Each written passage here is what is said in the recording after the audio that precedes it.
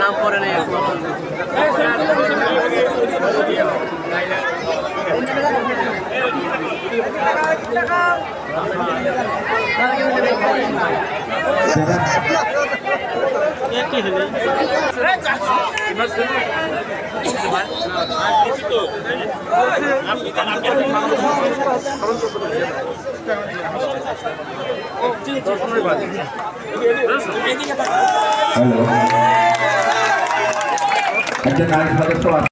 পুলিশের এককভাবে এই মাদক নির্মূল কিন্তু পুলিশের একক কোনো কাজ নয়।